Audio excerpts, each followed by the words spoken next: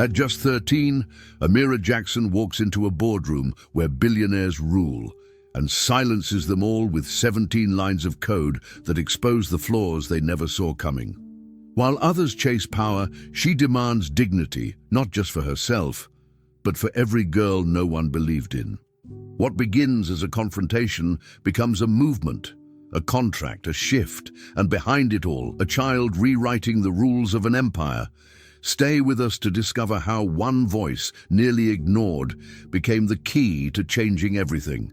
Elliot Strauss didn't bother hiding his smirk as Linda Jackson shuffled into the boardroom, pushing her cart of cleaning supplies like an intruder at a gala.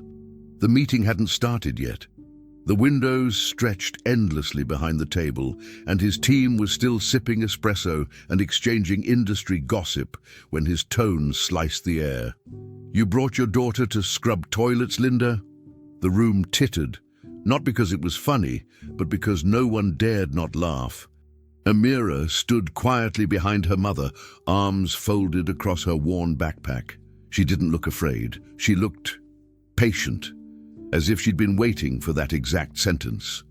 Then, without invitation, she stepped forward, pulled a manila folder from her bag, and placed it on the glass table with a deliberate tap. "Excuse me, Mr. Strauss," she said clearly. "Actually, I've already learned a lot from your company. For example, 17 critical security flaws in the new app you launched last week. Would you like a summary?" The chuckles died so quickly, it felt like the oxygen had been sucked from the room. Elliot blinked, unsure whether to laugh again or bark at security. He didn't, because Amira had already begun flipping through the pages of her report. "Your password reset protocol can be brute-forced using a pre-configured script. Your API doesn't validate token expiry on the back end. Session tokens remain active even after sign-out. And yes, all this is documented." Her voice was calm, neither performative nor insecure. It was surgical. "I found the source code on your open GitHub repository. You left it untagged. Maybe someone thought no one would notice." Linda stood frozen, her hand trembling near a spray bottle. Elliot raised a hand, signaling her to stay. "Wait a damn minute," he muttered, standing. "You're telling me you, hacked us?" Amira met his eyes. "No, sir. I simulated controlled penetration tests using sandbox environments. I have never violated ethical protocols." Elliot grabbed the document and began skimming. The details stunned him. Real technical comprehension, not copy-paste jargon. It wasn't a prank, it was an audit. "You expect me to believe you did all this on your own?" Elliot scoffed, trying to recenter the authority. "You're 13. "Yes," Amira said. "I learned online, Khan Academy, MIT OpenCourseWare.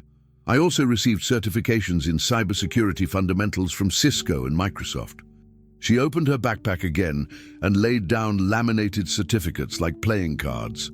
The Berkeley course was more advanced: encryption, sandboxing, reverse engineering. Murmurs stirred among the executives. "And your team missed all this?" he asked, looking toward his silent head of security. Amira pulled out a slim tablet. "To confirm my credibility, I'd like to ask Dr. Eliza Cheng to speak." A video call opened, clear, live. The woman on screen smiled warmly. "Yes, Amira was one of our top students. She's quick, precise, and understands the ethical boundaries better than many adults." Elliot stared at the screen, suddenly realizing the floor beneath him felt less solid than before. He ended the call with a strained, "Thank you," then turned to Amira. "Why are you really here?" he asked. "Why bring this to me?" That's when her gaze sharpened, not angry, but undeniable. "Yesterday, in the elevator, you said to your CFO that you wouldn't hire people from the ghetto, that diversity slows productivity, that black women only belong in janitorial roles." The words landed like stones thrown through glass. The boardroom stilled again. "You heard that?"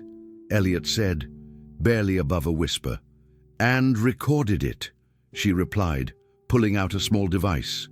California's a two-party consent state, but you declared audio surveillance on this property last year. That makes it legal. His face paled. She wasn't threatening him. She was educating him and backing it with law. He felt himself cornered, not by blackmail, but by brilliance. She slid a second envelope across the table. I'm not here for revenge. I'm here for change. 3 conditions: promote my mother to operations supervisor, launch a scholarship program for black girls in tech, and hire me as a junior cybersecurity consultant. On paper, today. The room inhaled collectively. You have no legal standing, someone at the table whispered. She has moral standing, Linda said suddenly, her first words since entering the room. Elliot stared at the contract, printed on letterhead, pre-reviewed by legal counsel. She had anticipated every counterpoint. If I don't sign, he asked, then the video goes to TechCrunch, the New York Times, the NAACP, and the Civil Rights Division, Amira answered without bravado. Only truth. You said yesterday that people like me don't belong in rooms like this.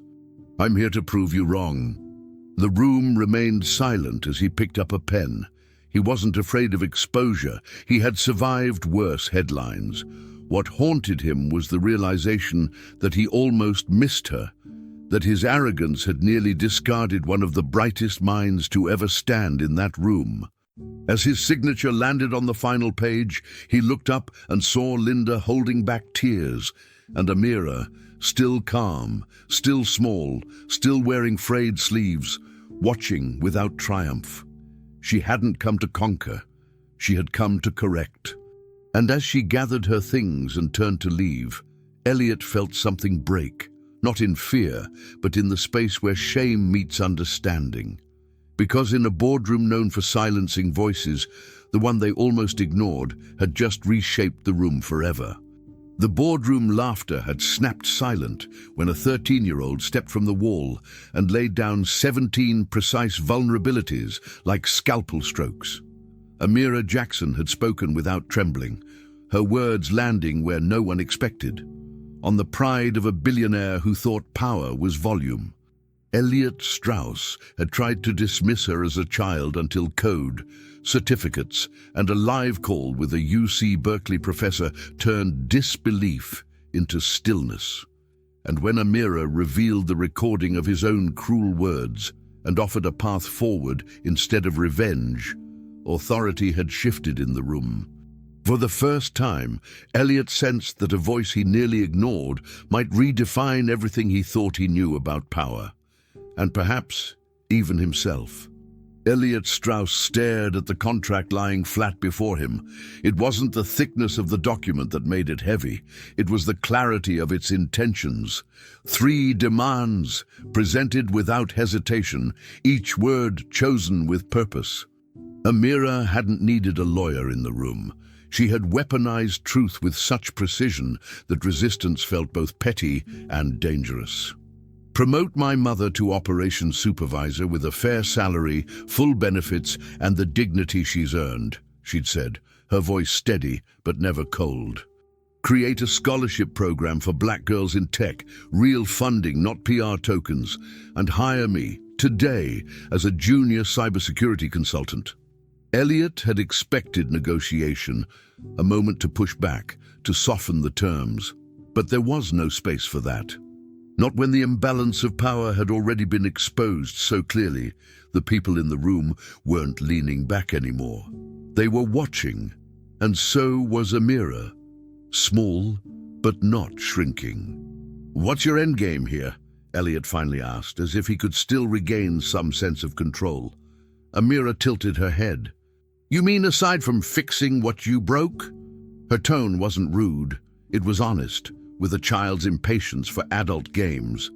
She gestured at the 3rd page. Clause 4A. You'll be personally accountable for tracking the scholarship's rollout. That means no delegation. Elliot raised an eyebrow.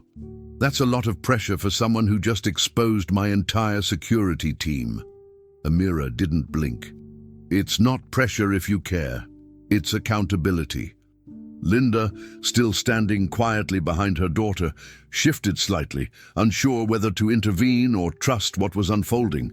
The room wasn't just witnessing a negotiation, it was watching a shift in gravity. Elliot looked at the space where his name would go. "You're 13, he said again, not dismissively, but with something closer to awe. "And your net worth is in the billions," she answered. "We both have numbers that surprise people." He signed, not out of defeat, but something more confusing: relief. The signature was fluid, his hand surprisingly steady. Ink on paper, binding a man who had once seen contracts as weapons and loopholes, not promises. But this was different. These clauses weren't about image repair. They were structure. Amira had given him no room to squirm, but also no reason to fear. The contract didn't punish, it redirected. She'd offered him a role in a better story than the one he'd been writing, and deep down, he knew it. As he passed the document back across the table, he said almost under his breath, "You could have buried me." Amira took the papers, slid them neatly into her folder, and replied, "I still can, but I'd rather build something."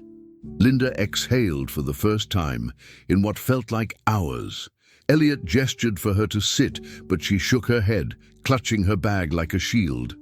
"I didn't know she was going to do all this," she murmured. "I thought she'd just sit quietly while I worked." Elliot looked at her, then back at Amira. "You didn't raise someone who stays quiet when it matters." Amira caught her mother's eye for the first time since the meeting started. "I only spoke because you never stopped working." The words hung between them, small and sacred. Linda wiped at her cheek, suddenly remembering how many times she'd worried she was failing. Elliot cleared his throat. "Starting tomorrow, we'll formalize your new role. HR will contact you by noon. And Amira, welcome to Strauss Tech." The way he said it wasn't polished. It was still awkward, slightly unsure, but it was real. After the meeting ended, the executives left in silence, whispering to each other as they passed Amira, like she was a new variable no one had accounted for. Elliot lingered, watching as she packed her documents with the same methodical care she'd shown with her audit. "You know," he said quietly, "I used to believe influence came from noise, from being the loudest in the room." Amira zipped her backpack. "That's how people forget to listen." He nodded slowly. "And you didn't gloat." She shrugged. "Victory isn't the moment people clap for you. It's what gets built after they leave." It wasn't the kind of line Elliot was used to hearing, not in that boardroom, not from someone that young. But it landed with more weight than any TED Talk he'd ever hosted. A thin contract had become a bridge across a canyon of class and bias.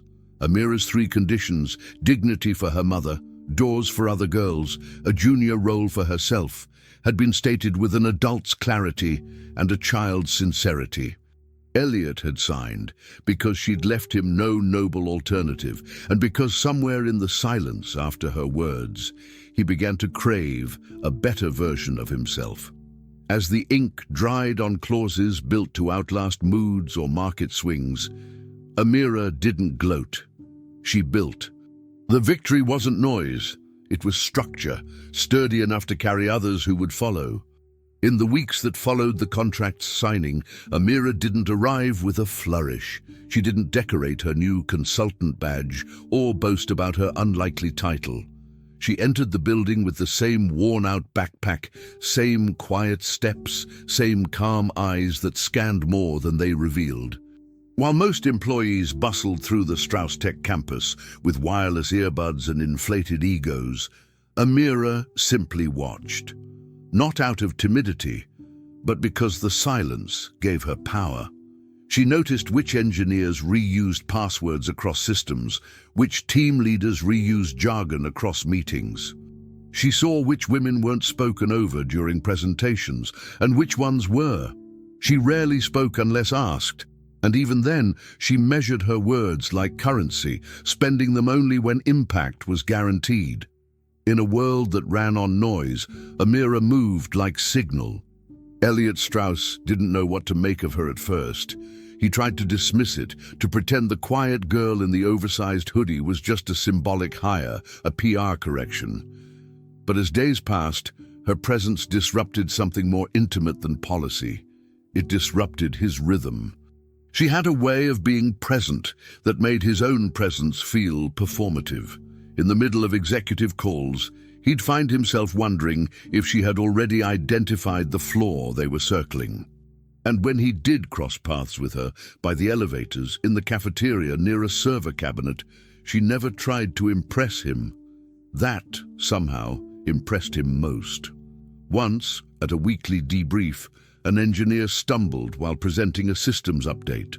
Before Elliot could interrupt, Amira slid a single sticky note across the table. One sentence, one solution, no grandstanding. The update was implemented the next day. No one clapped, but everyone remembered. What unsettled Elliot more than her talent was how much he craved her recognition and how little she offered it. She wasn't rude. She was respectful, always. But she didn't treat him like a mentor or a gatekeeper. He was just another adult in the room, expected to either listen or be left behind. During one meeting, when a VP joked that her silence was intimidating, Amira didn't respond. She didn't smile. She simply handed him a printed report. A vulnerability he had missed, sitting in code he'd personally approved. No explanation, no "told you so." Just data, accuracy, and a line at the end. Fixable. Urgent. The man folded the report, red-faced. Elliot looked down at the same document and for the first time in years felt something sharp. Shame. He started watching her, not with suspicion, but with curiosity. He saw how she stayed after hours to run simulations, how she shared her lunch with the security guard who worked double shifts, how she offered to help junior devs debug issues without waiting for credit. But it wasn't just kindness, it was focus. Amira was building something, even if no one understood yet what. He caught her once, alone in a small meeting room, sketching out system maps on a whiteboard.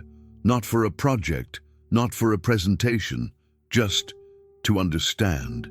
Elliot leaned on the doorframe. "You don't have to do that, you know. You're not on that team." She didn't turn around. "I know, but their systems touch mine. If one breaks, it all breaks." It wasn't a lecture. It was a principle. Elliot didn't reply. He just nodded and walked away, unsure whether she'd just reminded him how software worked or how people should. The thing that changed Elliot wasn't one moment, but the accumulation of them.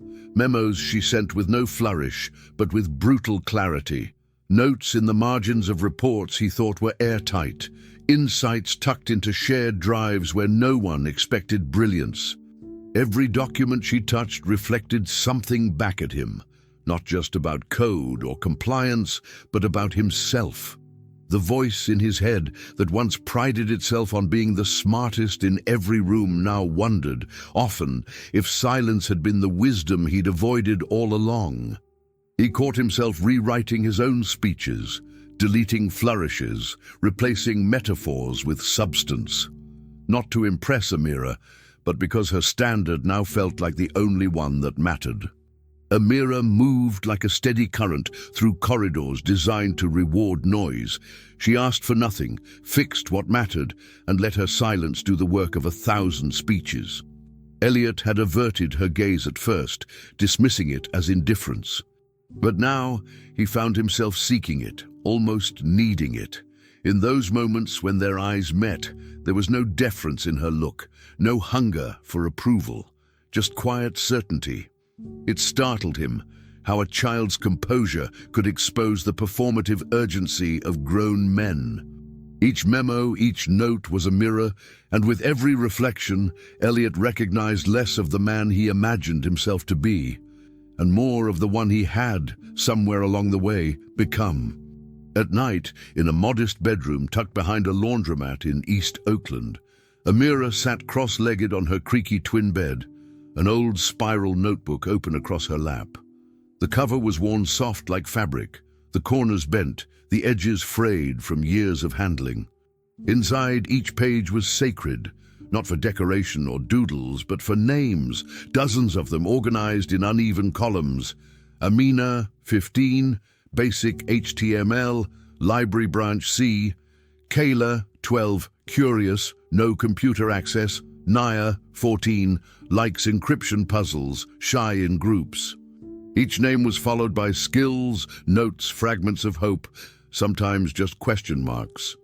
These were girls she'd met in places no tech recruiter would ever step into, between rows of books in underfunded libraries, in church basements where community Wi-Fi barely held, in online forums that doubled as safe havens for young, brilliant minds with nowhere else to belong. Amira wasn't building a spreadsheet or tracking favors. She was creating a blueprint, a map of possibility for girls like her who hadn't yet found a seat at the table, but who might if someone remembered their names. That night, as Amira added new notes in ballpoint ink, her focus never wavered. For each name, she imagined a path, not a fantasy, but a plan. She underlined girls who needed mentorship, drew arrows linking them to online courses they could access at the public library. She circled names in red, those who had dropped off the radar. Had they moved? Did their families lose housing? Were they okay? She'd check in, she decided, even if it meant asking librarians, sending emails, or biking across neighborhoods. She saw the cracks that swallowed talent because no one followed up. She wouldn't let these girls vanish the way so many brilliant minds did, between missed buses, part-time jobs, and rent overdue. This wasn't charity, and it wasn't ambition. It was responsibility. Her mother was asleep down the hall, exhausted from another double shift. Amira could hear her breathing, soft and rhythmic. She looked at the last name she'd written. Naomi, 13, taught herself Python from scratch. Amira closed her notebook gently. Naomi didn't know it yet, but someone believed she belonged somewhere bigger. Across the bay, in his penthouse office high above the Embarcadero, Elliot Strauss stared at the printed packet Amira had quietly slipped into his hands 3 days earlier.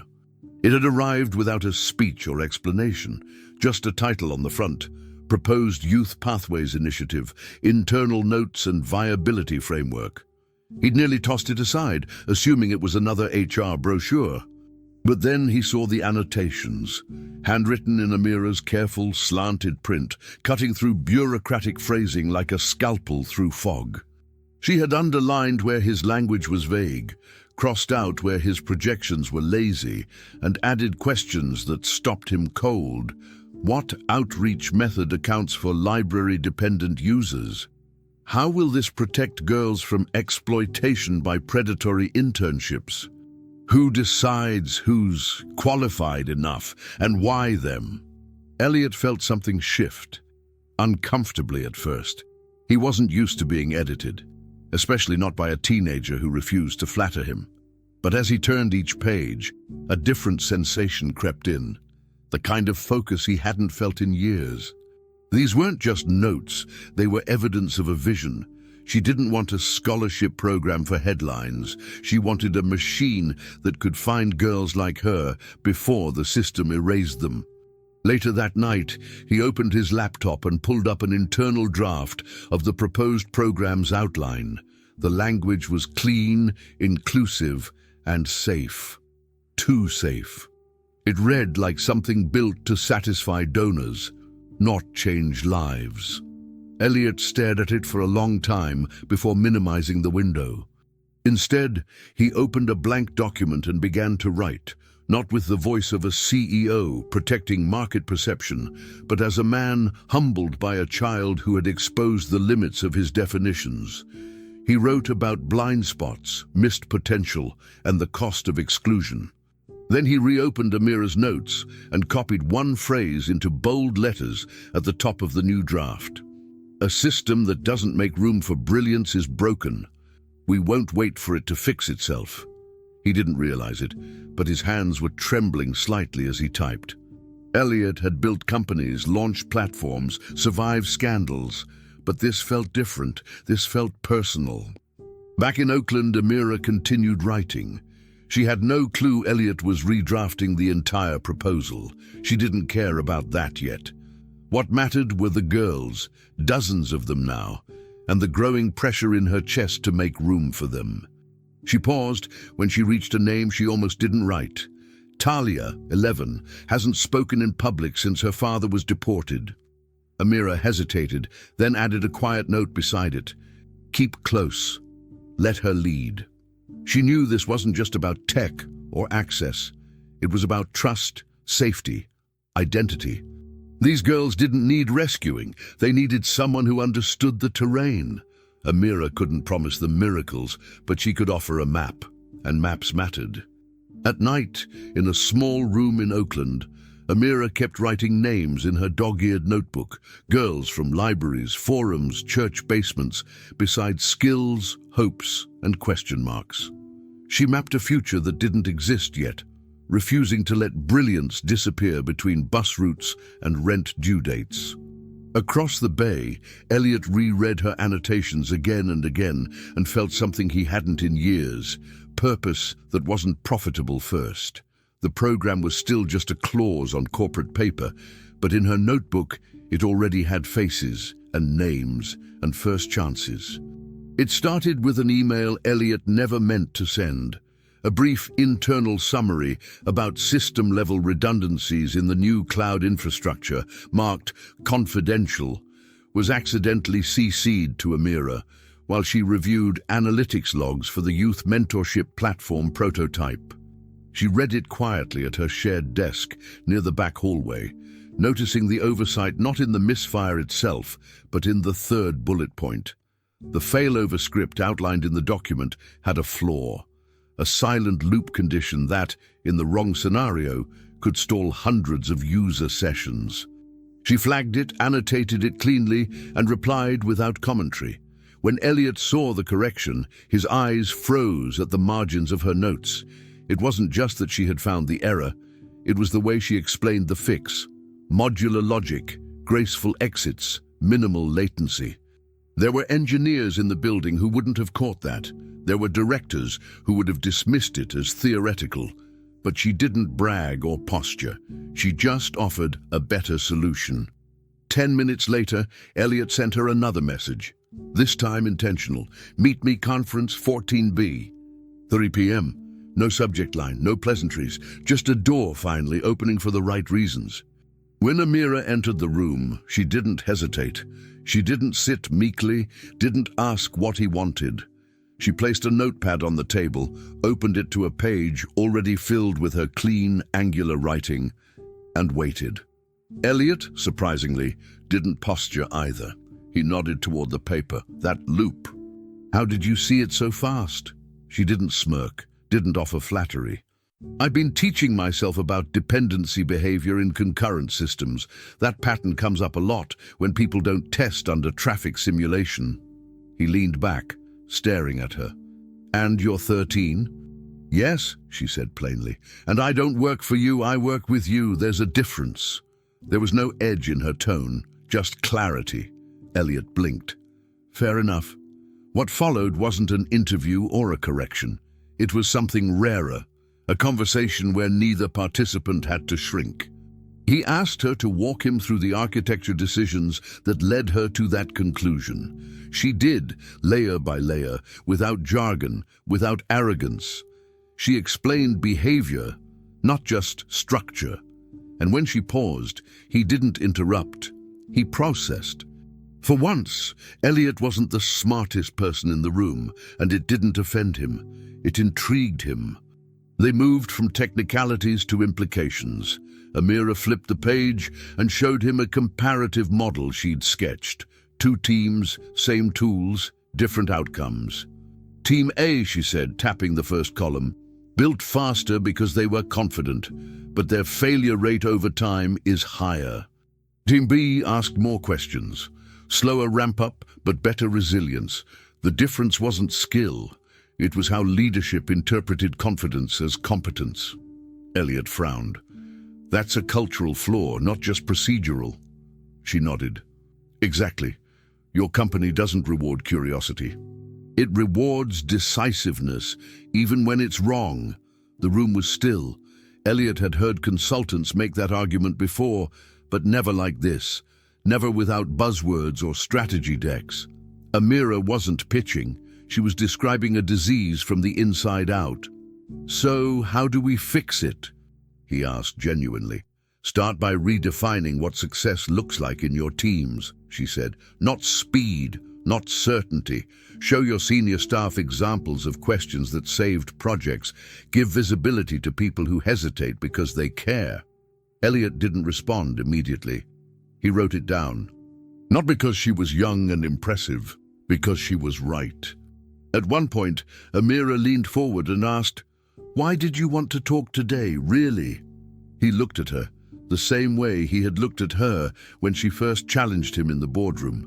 But this time, without the shield of ego. "Because I've led this company like a man who thought he knew what mattered, but you keep showing me what I've missed." She didn't smile at that.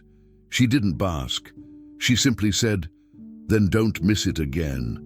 He nodded slowly, and in that moment the power dynamic between them became something unspoken and equal, not because of titles or salaries, but because of truth. Elliot had always valued brilliance, but he'd never been made to reckon with the quiet kind, the kind that didn't demand attention but commanded change. Amira didn't ask to be respected. She made it impossible not to. By the end of the meeting, the notepad was filled with questions, his questions, and new ideas that had emerged between their back and forth. Amira stood to leave, gathering her notes, her presence composed and quiet as always. Elliot didn't stop her with a compliment or a final word. He simply watched her go, aware that something in the foundation of how he led, how he listened, had shifted. He had come into the room expecting to offer mentorship, maybe even a symbolic gesture of encouragement. But he left with something more unsettling. He had been taught. Not humbled by charity, but recalibrated by merit. A door that had remained closed by habit, by class, by ego, by assumption, had finally opened, and the one who walked him through it was 13 years old. A misdirected email had become an invitation. For the first time, Elliot had asked Amira to meet behind a closed door, not to correct her, but to learn. She traced the flaw he missed, and when he finally asked, sketched the deeper architecture of a culture that mistakes confidence for competence. He hadn't heard a lecture, he had heard design. In the space between their sentences, respect had taken root, not as charity but as alignment. And he left the room altered by a 13-year-old's precision. The alarm didn't sound like sirens or shouting. It came in the form of blinking dashboards and broken chains. At 2:43 p.m., systems across Europe went dark. By 2:47, multiple platforms in North America stalled. Asia followed within the hour. Users lost access to core Strauss tech services. Financial transactions hung mid-transfer, and real-time communications ground to a halt. The outage wasn't just global. It was cascading, recursive, and terrifying. In the war room, engineers scrambled to diagnose the root issue, executives demanded status updates, and Elliot Strauss stood silent, feeling the weight of every failing ping as if it were a personal confession. He'd built this company on infrastructure and certainty, and now it trembled like paper. People began pointing to the wrong fixes, deploying patches that only worsened the backlog. He rubbed his eyes, then asked the question he should have asked 2 days earlier. What reports were filed this week about the sync protocol? Silence. Then someone mumbled, "There was a doc, submitted Monday." By Amira Jackson. Elliot's head lifted. What did it say? No one answered. No one had read it. That's when Elliot, in the center of a billion-dollar emergency, spoke her name with clarity and force. "Bring me Amira. Now!" She arrived without panic. While the adults were unraveling, Amira walked into the war room, holding her backpack and a printed copy of the report. Her original, not the butchered summaries being passed around. "This isn't new," she said, setting the report on the table. The asynchronous callback on Node 3 creates a mutex deadlock under traffic replication. I mapped the failure cascade based on how your load balancer interprets timeouts as full terminations, rather than partial stalls. One engineer blinked. Wait, what? Elliot didn't speak. He gestured for her to continue. Amira flipped to page 7, where she had detailed the exact scenario unfolding now. Global latency, mistaken failovers, rollback loops crashing under redundant caching logic. She hadn't just described the problem, she had mapped the fix. Deploy patch script AJ Delta 4 from the sandbox repo, she said. It rewrites the decision logic to reprioritize stalled sessions instead of resetting them. You have 5 minutes before the East Coast nodes default to factory conditions. No one questioned her. For the first time, the room treated her not like a gifted anomaly, but like the authority she had earned. Within minutes, stability returned. The blinking slowed. The world resumed. After the final node recovered, Elliot sat down, slowly as if gravity had increased. The others clapped, some even cheered, but he didn't move. He looked across the table at the report she had written days ago, time-stamped and ignored. I read the first page, he muttered, mostly to himself, and thought I'd get to the rest later. Amira didn't gloat, she simply said, later almost cost you the system. Then she turned to leave, not out of disrespect, but because her work was done. Elliot stared at the door long after it closed. Everyone else returned to their terminals, but he stayed. He opened his tablet, found her original submission email, subject line, possible load failover risk, tone, direct, modest, careful, and reread it 3 times. It wasn't flashy, it was responsible. The kind of responsibility no one had rewarded because it didn't come dressed in senior titles or executive bravado. And yet, it had saved them all. The email ended with a quiet line. Let me know if further clarification is needed. Elliot whispered, no clarification needed, just forgiveness.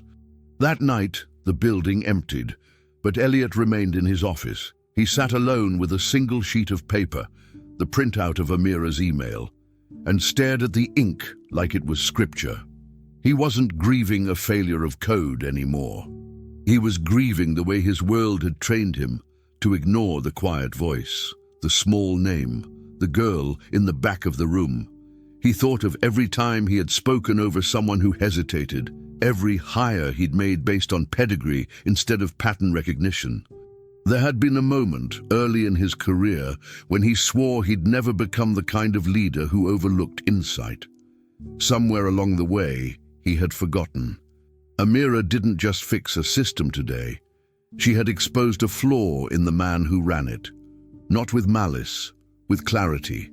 The kind of clarity that doesn't seek revenge, it seeks integrity. And Elliot realized something terrifying and beautiful. She hadn't just outperformed his best engineers. She had reminded him who he used to want to be. By dawn, Elliot was still at his desk. He hadn't slept. He hadn't needed to. For the first time in years, he felt the weight of leadership not as a crown, but as a responsibility. He began drafting a company-wide message, not to boast about recovery, but to apologize. He named Amira directly, not as a prodigy, but as a peer. He detailed what she had caught, how she had solved it, and what it revealed about the systems they had built. Not just digital ones, but cultural ones.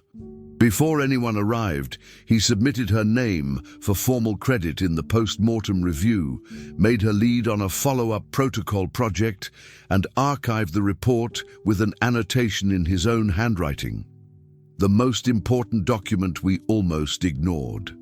When the team arrived that morning, they found Elliot already working, not on recovery, but on redemption. A cascading outage had circled the globe, and panic had made policy brittle. The fix had arrived in a report filed by a 13-year-old no one had bothered to read. Elliot had said her name in the war room and watched a company face its reflection.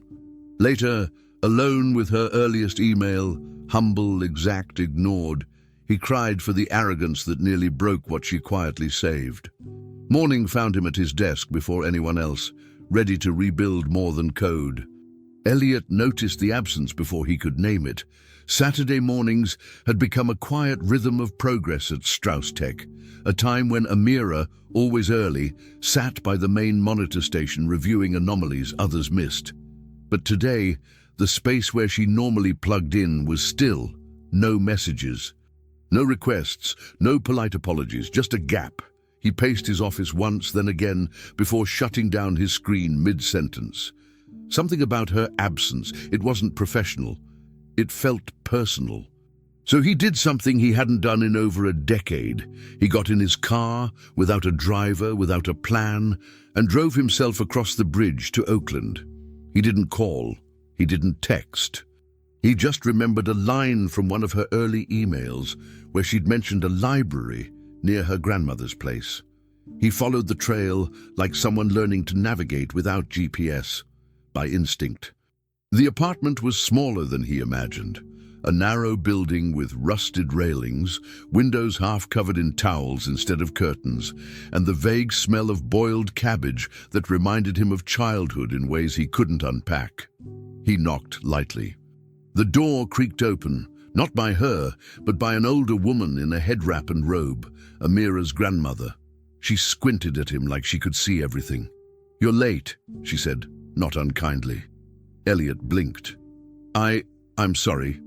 I just wanted to speak with Amira." The woman nodded toward the back. "Kitchen." He stepped inside, acutely aware of his shoes on the cracked linoleum. In the small kitchen, Amira sat hunched over a chipped table, earbuds out, fingers folded. She didn't look surprised to see him. "Didn't think you'd come," she said flatly. "I didn't either," Elliot replied, taking a breath. "But I felt the silence and realized I've been mistaking presence for contribution." Amira didn't speak for a while. She just studied him, like she was trying to decide if this visit was about guilt or growth. "Why are you here, really?" she finally asked. Elliot leaned forward. "I'm here because I want to learn what doesn't show up in metrics. Because you've been giving this company more than deliverables. You've been giving it backbone, and I haven't earned the right to ask anything of you, but I came anyway." She raised an eyebrow. "That's your pitch?" "No pitch," he said quietly. "No offer, no PR move. Just me showing up in your space without an agenda." The air between them shifted, not softened but cleared. "My grandma's sleeping," she said. "She has lupus. I stay when Mum's on the late shift." Elliot nodded. "I didn't know." "You didn't ask," she replied, not accusingly, just stating a fact. He hesitated, then reached into his coat and pulled out a small envelope. Inside was a handwritten letter, not typed, not branded, just a note. "This is something I should have said sooner. You don't have to read it now." Amira took the envelope, didn't open it. "You think a letter fixes this?" He shook his head. "No, but maybe it starts something else. Maybe it's the broken key at the wrong door, but at least I'm trying to stop forcing locks and start learning how they're built." Her expression didn't soften, but her body language did. She leaned back, rested her elbow on the table, and for the first time that day, she didn't look like someone bracing for disappointment. "Okay," she said. "Let's see if you show up twice." They didn't talk much after that, just sat there while the kettle warmed on the stove and the light shifted against the cupboards. Sometimes healing isn't loud. It doesn't come in statements or milestones. It starts when two people, one carrying too much pride, the other too much pressure, decide to sit still and not flinch. Elliot didn't try to explain himself further. He didn't ask to see her reports or talk about future projects. He just stayed, eyes open, defenses down. When he finally rose to leave, she walked him to the door, but didn't say goodbye. It wasn't a dismissal, it was a beginning. She'd allowed a crack in the wall, not because he earned it, but because she was tired of carrying everything alone. And Elliot, for once, didn't rush to fill the silence. On a Saturday, she didn't come in. Elliot felt absence as responsibility. In a cramped kitchen, with a grandmother sleeping in the next room, he offered nothing shiny, only presence, and the promise to keep building the bridge she began. Amira didn't forgive or forget. She allowed a crack in the wall. Sometimes a broken key doesn't open a door, but it teaches someone how to craft a better lock, and the first draft of trust is signed in silence. The launch didn't come with champagne, cameras, or the overproduced montages Elliot had grown so used to. There was no polished keynote, no branded merch tossed into the crowd, no buzzwords projected in dramatic fonts behind him. Instead, it started with chairs quietly filled, girls from neighborhoods that never made it into tech brochures, girls who had taken 3 buses, girls who came with baby siblings in tow because babysitters weren't an option, girls who walked in unsure whether they had permission to believe they belonged. And then there it was, a simple banner stretched across the back of the stage, printed on matte white canvas. It read, "Jackson Tech Fellows." The moment it came into view, the hush that followed wasn't about grandeur. It was recognition. Some of the girls stopped mid-step, blinking. Others mouthed the word Jackson under their breath, confirming what their eyes saw. For the first time, their family name wasn't a cautionary tale or a name tag behind a mop. It was a gateway. Elliot stepped to the front not as a CEO, but as a man visibly stripped of pretense. His usual corporate polish had been replaced by hesitation, not the uncertainty of someone out of place, but the rawness of someone trying to show up honestly. He cleared his throat, glanced at his notes, then dropped them to the table. "I built this program," he began, "because I was afraid." A murmur rustled through the audience, not in judgment, but surprise. Elliot pressed on. "Not afraid of failure, not of you. I was afraid of staying comfortable, afraid that my silence, my walls, and my hiring patterns were slowly building a company where only one kind of person had a future." His voice cracked, and he didn't hide it. "This initiative doesn't fix that, but it begins something. It shifts the weight." He stepped back and gestured to the room. "The future doesn't belong to me. It never did. It belongs to you now. This is yours." From the back row, Amira sat next to her mother, arms folded, watching, not the stage, but the crowd. She scanned the expressions of girls who looked like they'd prepared themselves to feel out of place, and were now recalibrating that instinct in real time. Her eyes paused on one girl, skinny, tall, nervously biting her lip as she touched the laptop in her lap like it was sacred. A few rows ahead, a young woman whispered to the girl next to her, "He said Jackson. Like her name?" And Amira felt the corner of her mouth twitch. It wasn't pride in Elliot's speech. It wasn't relief at recognition. It was something older, quieter, vindication that whispered, "We made a door where there was a wall." Next to her, Linda Jackson didn't cry. She sat up straighter, adjusted her blouse and nodded once, like she was sitting through her daughter's graduation. Except this time, the diploma had her name on it too. After the formalities, after the laptops were distributed and the first mentor pairings were made, Elliot walked off stage and found Linda in the crowd. "I hope this does justice to your name," he said, his voice quieter than usual. Linda didn't smile right away. She studied him like she was measuring sincerity with the precision of someone who had seen too many men make promises they never intended to keep. Then she extended her hand. "You made space. Now let's see if you keep it open." It wasn't forgiveness. It was agreement. Amira watched from a distance, watching her mother not just speak, but be heard. And that did something to her, something slow and powerful. For so long, she'd been trying to carve respect out of thin air. But now it was here, seated, speaking, shaping policy. Later that evening, as the last of the girls filed out, some lingering to touch the banner one more time, others holding their laptops like newborn responsibility, Amira stayed behind to gather the notebooks left behind.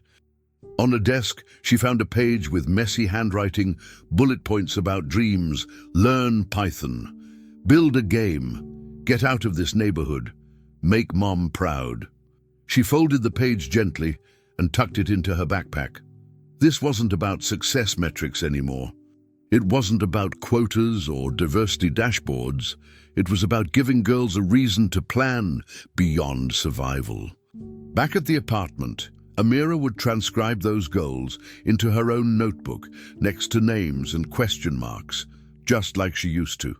Only this time, the column for first chances was finally starting to fill. The Jackson Tech Fellows launched without confetti, yet the air changed when girls saw their own last name on a banner that finally invited them inside. Elliot's voice trembled as he admitted the program began in fear of staying comfortable, then handed the future back to the room. From the last row, Amira watched her mother stand tall and understood that the loudest victories are often the quiet ones. Applications sent, laptops opened, first lines of code written with shaking hands and steady eyes.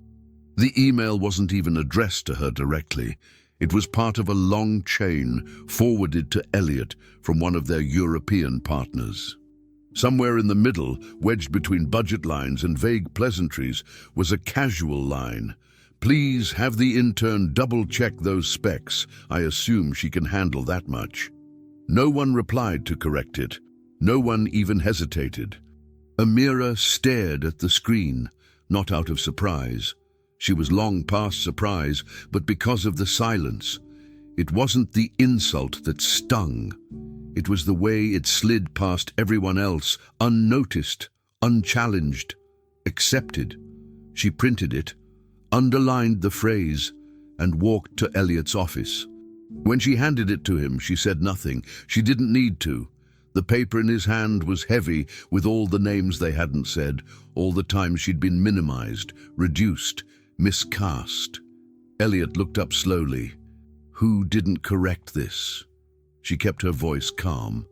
Everyone. That was the point. It wasn't personal, it was systemic. Elliot didn't try to justify it. He didn't sigh and say the partner was from a different culture. He didn't explain that people forget titles sometimes. He didn't scramble for excuses to protect anyone else's comfort. He sat with it, the way Amira needed him to. This starts here, he said, tapping the paper, but it doesn't end here. For the next hour, he asked her not what she wanted him to do, but what she thought needed to change. It wasn't just about language, it was about layers. How easily a label like intern erased not only her role, but her earned authority. Amira broke it down for him. How perception shaped power. How women, especially girls who looked like her, had to prove their competence before even being believed. Elliot didn't take notes. He listened, and for once he didn't try to fix it in real time. He let it shape him. When their conversation ended, he walked straight into a leadership call and interrupted the agenda to raise the issue, naming the comment, naming Amira, and making clear that the next time someone got her title wrong, they wouldn't just be corrected, they'd be replaced. By the end of that week, a new section had been added to the Strauss Tech external engagement policy. It wasn't a PR move. It was tucked deep inside the partnership terms, legal, enforceable, and without loophole. Any partner who misrepresented or diminished a member of their staff would be held accountable. Titles would be respected, voices would be named. A violation wouldn't just impact reputation, it would void certain contracts. There were questions, pushback, financial risk. But Elliot didn't flinch. When a board member raised concerns about alienating long-standing investors with overly sensitive culture language, Elliot replied with a tone Amira had never heard from him before, measured, clear, immovable. If you want culture that only costs money when it's convenient, you don't want culture. You want decoration. That night, when Elliot reviewed the policy again, he didn't send it for marketing approval. He sent it to Amira first. Amira read it on the bus home. She didn't cry because she didn't want that moment to belong to tears. She wanted it to belong to the choices made behind closed doors when no one was watching. She remembered all the times her mother had been spoken to in half sentences by supervisors who never looked her in the eye. All the times Amira had been told, "You're so articulate," as if it were a compliment instead of a leash. She thought about the notebooks in her backpack, the list of girls she was helping train now, and how something invisible had shifted. Maybe not loudly, but deeply. That night, after dinner, she opened her notebook and turned to the back, where she kept the pages she never showed anyone. On a clean line, she wrote, "Today he listened like a father, not a boss." She paused, then underlined father once, firmly. She closed the notebook slowly, her fingers resting on the cover for a moment longer than usual. The apartment was quiet, her mum already asleep on the couch, an open book on her lap. Amira didn't need to tell her what happened. Not yet. It was something that could wait. Because this wasn't about one meeting or one policy. It was about something harder to name, being seen not just as a name on a badge or a story for a blog post, but as someone whose presence shaped rooms. Someone who had stopped asking to belong and had started demanding that space be redesigned entirely. And Elliot, to his credit, hadn't flinched. He hadn't apologized out of guilt or obligation. He had changed something because it was wrong, and because she had shown him how. A partner abroad had called her the intern, and no one corrected him. Amira brought the insult to Elliot's desk like evidence. He didn't defend, he dismantled the habit that allowed it. Policy began to sound like protection rather than performance, and he risked money for culture because she taught him that's what leadership costs. That night, she wrote a single line in her notebook. Today, he listened like a father, not a boss, and the page felt warmer when she closed it. 6 months later, no one in the building questions the second cup on Elliot Strauss's desk. It arrives each morning alongside his own, identical in size, but always filled differently. Sometimes chai with too much cinnamon, sometimes bitter black coffee, sometimes just warm milk with cardamom, depending on Amira's mood. She never says which one she wants. Linda sends it from the operations floor with a look that says more than any memo. She knows her daughter's presence has redefined the entire building. Amira no longer wears a badge. She doesn't need one.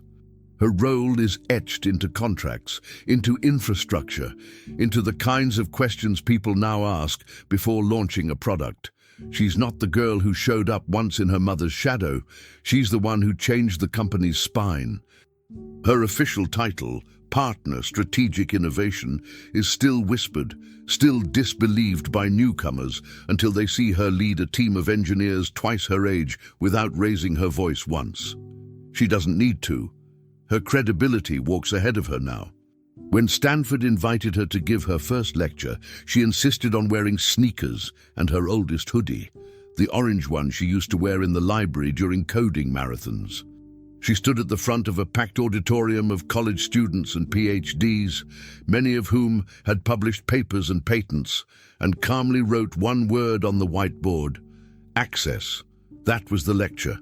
What happens when brilliance has a key? She broke it down the way only she could, fusing firewalls and finance, privilege and process, coding and class, and when a professor asked if she considered herself an exception, she smiled. "No," she said, "I'm the receipt. Every time someone claims girls like me don't exist, they're lying." "I'm proof we were here."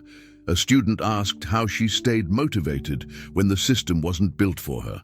"I built a new system," she said. Then she pointed to a girl in the back, nervously holding a notebook like armor, and now it's hers.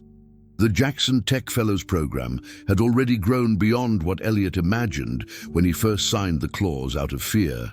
Now it was a pipeline of real equity, not performative internships, but funded pathways, career tracks, mentorships, ownership. Girls from every zip code between San Jose and East Oakland had begun coding together. Some of them rode 2 buses to get there, some logged in from shelters, but when they showed up, they were met with infrastructure, not charity, and Amira mentored them all. She still carried the same notebook, only now with a new cover and hundreds more names. She taught them how to speak in rooms not built for their voices, how to pause, how to challenge gently, how to place truth so precisely it could not be ignored. Her sessions were honest, funny, rigorous. She reminded them that being underestimated was a temporary condition, but the moment they stopped believing in their own intelligence, it became permanent. Elliot watched her work and sometimes felt irrelevant in the best way. Power had moved, and he was no longer trying to hold it, just to steward it. Their lunches were never planned. They just happened. On days when Elliot was tired of his own voice, or when Linda stopped by under the pretense of reviewing vendor contracts, but stayed long enough to unpack takeout and ask Amira how her last session went. The 3 of them never called it family, but they laughed like one.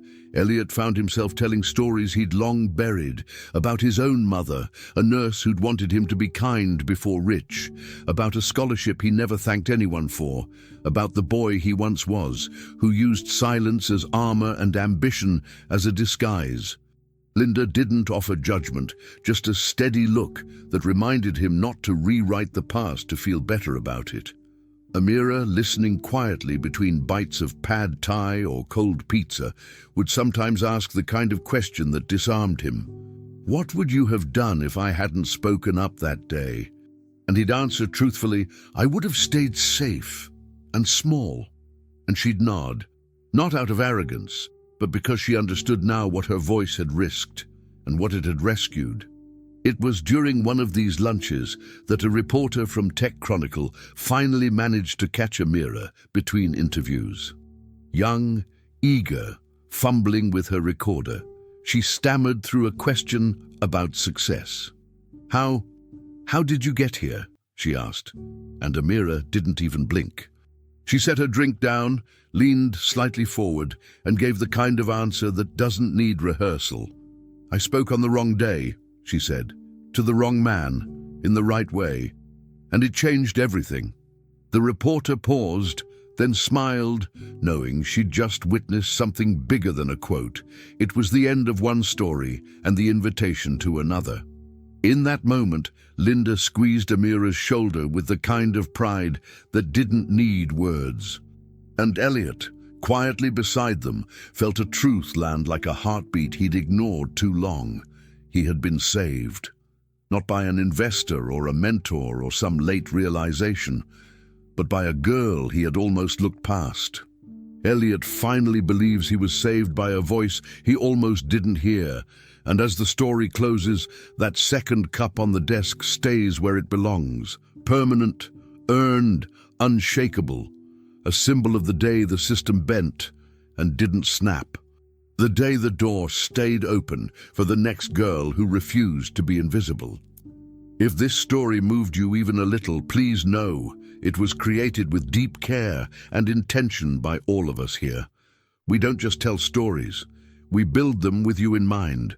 Every scene, every word is chosen to honor real emotion, real people, and the power of voices that are often overlooked. If you felt something watching this, consider subscribing to our channel. It helps us bring more of these meaningful stories to life. Take a moment to explore other videos we've crafted with love and leave us a comment. Your voice matters here. Thank you for being part of this journey with us.